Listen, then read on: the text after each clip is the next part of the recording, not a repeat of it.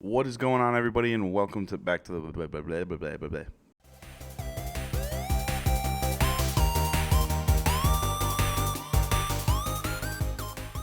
What is going on, everybody, and welcome back to the White Seed Ear channel. Thank you guys for joining me on this morning, April 27th, Tuesday, 2021.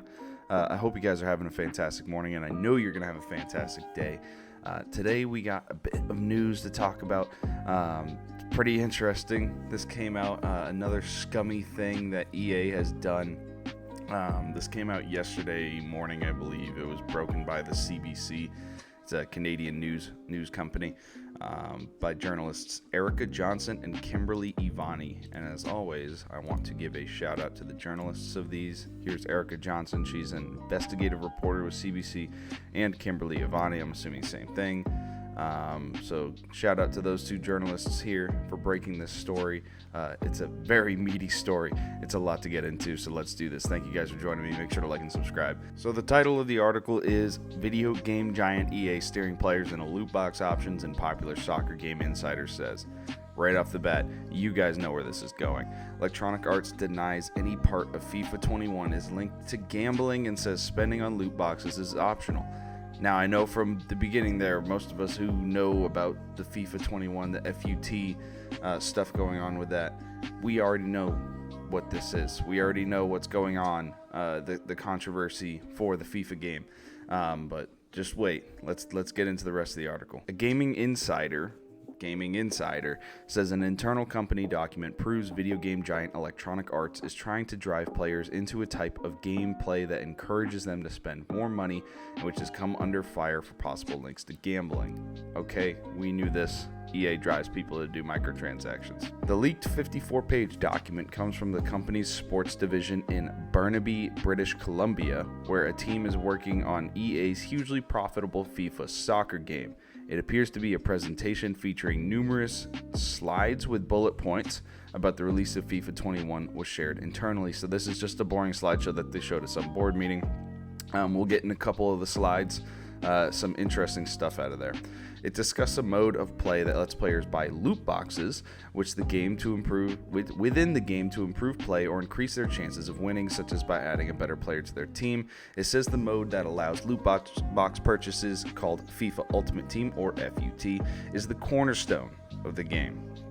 Not your gameplay, not your community, not your multiplayer, not your tournaments, not your franchise modes, not your stadium builders, but FUT is the cornerstone of the game according to EA. That shows how much they care about their player base, but continuing, we are doing everything we can to drive players there, quote. A bullet point close to the top of the document says. And let's go over some of these documents real quick, because I want to show you guys these PowerPoint slides. They're pretty simple PowerPoint slides. They're nothing crazy. These are the actual PowerPoint slides, though, that were leaked. So we see here 5 things you need to know. We have more active players at this point in FIFA than ever. Cool. 2, the team is squarely focused on engaging current players through mid-September. Okay. Players will be actively messaged and incentivized to convert through the summer. Now, I'm not entirely sure what they mean by convert. I don't know if that means to start playing FUT as opposed to other game modes, or if it's converting from FIFA 20 to 21. Not entirely sure about that. For FUT is the cornerstone, and we are doing everything we can to drive players there. Now, remember that bullet. We are doing everything we can to drive players there. I want everyone to remember that. Keep that fresh in your mind as we continue with this story. And 5, the return of football is only going to help us, and plans are ready to flex, whatever that means. That sounds stupid. Plans are ready to flex, whatever. And then we'll get into the second one in a little bit.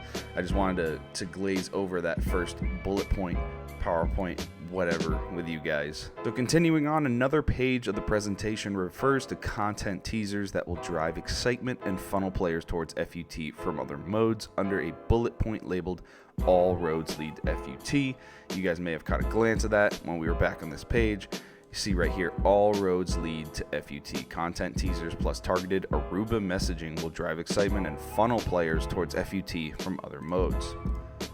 but gamers never know what they'll get when they buy a loot box. Critics say the randomness coupled with bells and whistles go off when a box opens within the game makes them addictive and akin to gambling. Now, I agree with this. It is gambling. That's what loot boxes are. Every game that has a loot box mechanic, it's basically a gambling game at that point.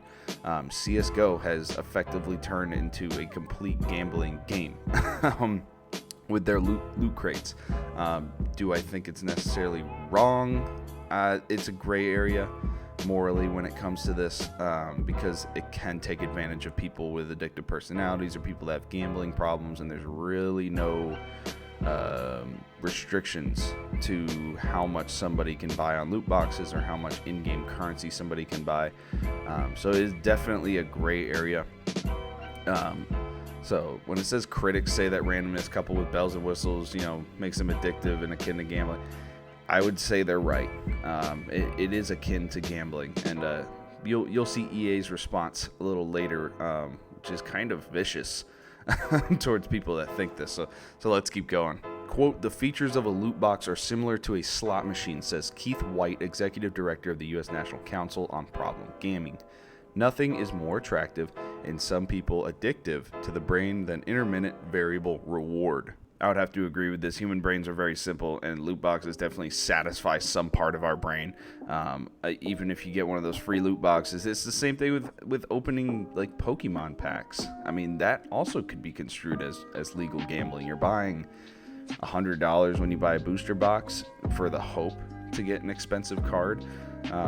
So it again, back to it being a very gray area. Indeed, online message boards and forums are flooded with people who admit they are trying to break free from the loot box addiction, and experts such as White say they are increasingly hearing from problem gamblers who are spending savings and even going into debt to experience the high of opening a loot box.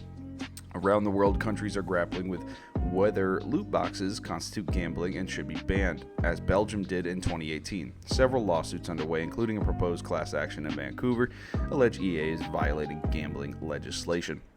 Now, I can understand the reasoning for governments wanting to control this.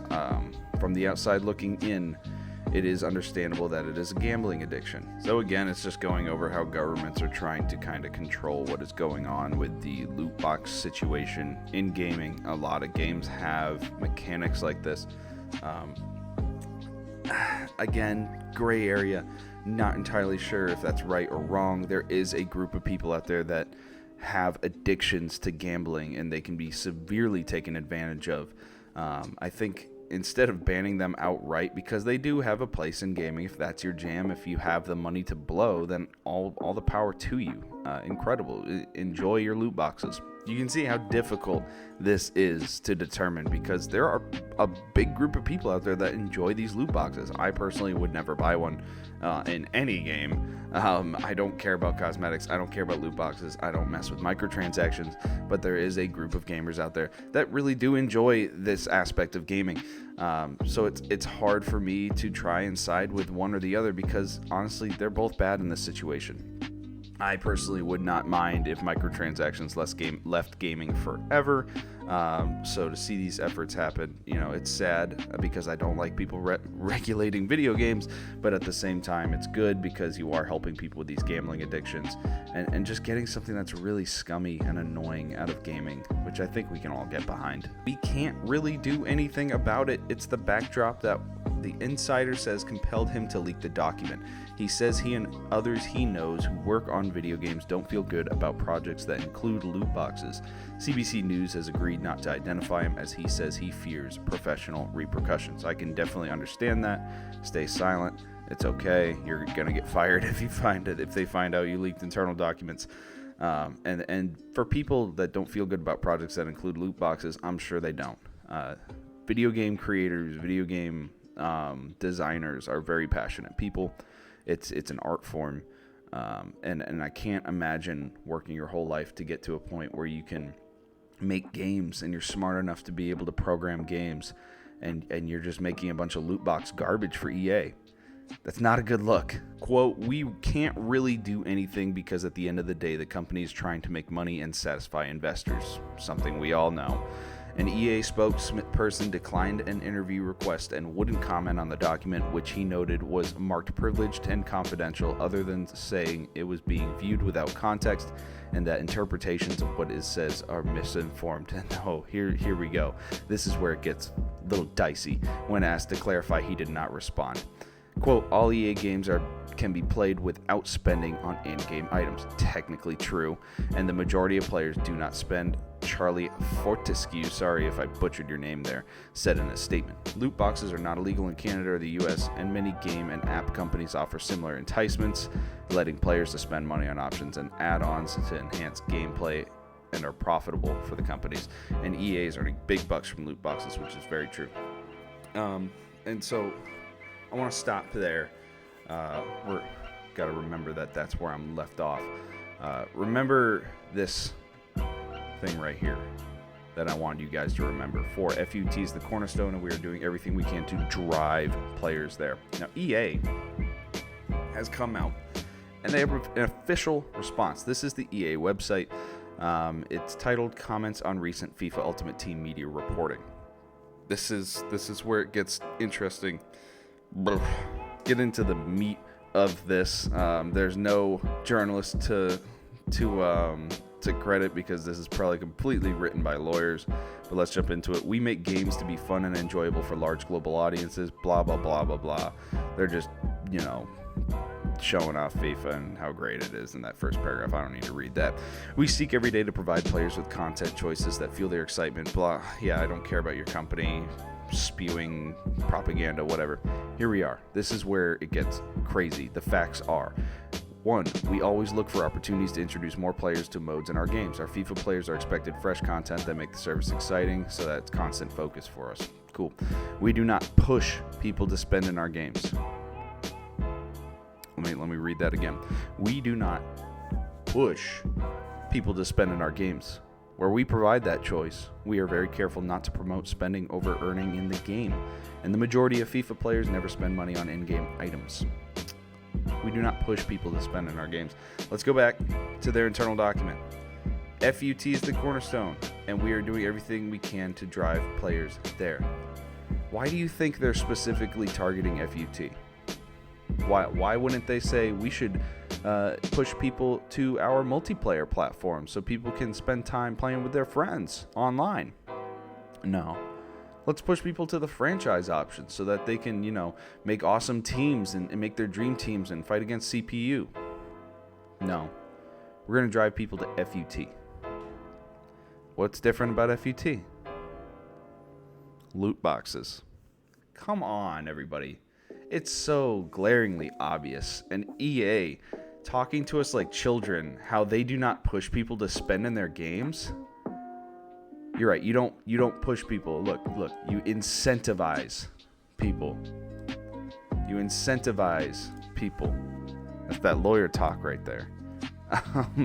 That is such a silly statement to me. Everyone knows it. Everyone knows EA what you're trying to do. FIFA games are already kind of garbage. I'm not gonna lie, the culture around them is pretty garbage, and this just makes it even worse. No offense to you FIFA fans out there, but that's really, you know what I'm talking about. The facts are the facts, baby. So they say they don't push people, but they don't talk about actively messaging. That to me is pushing. If you're actively messaging your players on converting to a service that offers loot boxes and offers you to be better because of loot boxes and in-game currency purchases, that's called pushing. The rest of it is just lawyer vomit, talking about their policy against children buying these loot boxes, which, by the way, perfectly legal. These kids can buy these boxes as long as they have access to a credit card.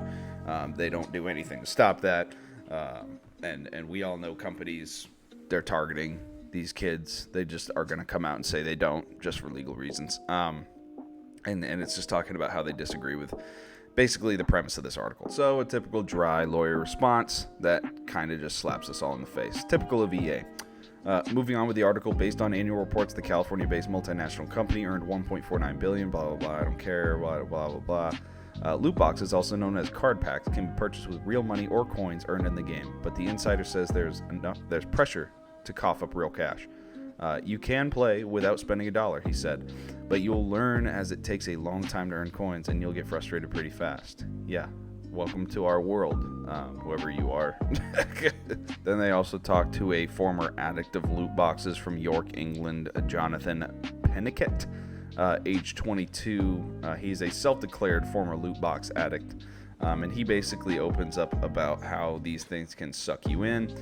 He wasn't necessarily a gambling addict prior to this, but you know, these things, they can really suck you in. There's people right now who that's all they do. They pump thousands of hours in this CSGO, and they buy all these loot crates, and they get, you know, stuff to sell, and it's kind of sad. So pretty much EA is funneling their players towards FUT, and they say that it's not to make money off of these people, even though they're putting up barriers that are next to insurmountable to be able to get any of the items in FUT legitimately. So what I think they're doing, what it's obvious that they're doing, is that they're trying to push a large group of players into FUT to hook the few addicts, or the few wealthier players that want to buy all these microtransactions. Because most like they say in their documents, they're right. Most people don't spend money on FIFA microtransactions. They're trying to hook in that very specific audience, and so they're targeting vulnerable people. That's really what it boils down to. EA is targeting vulnerable people. This is not something that this is new to us. EA is a pretty soulless corporation when it comes to gaming. We've seen a lot of terrible things come out of EA, but I think it's just very interesting to see internal documents that actually prove what EA is trying to do here with FIFA. And then also it's very interesting seeing the aggressive response that EA had to this article. Not apologizing, not saying we understand our mistake, not trying to do damage control, but they decided to dig their shovel in the hole even more.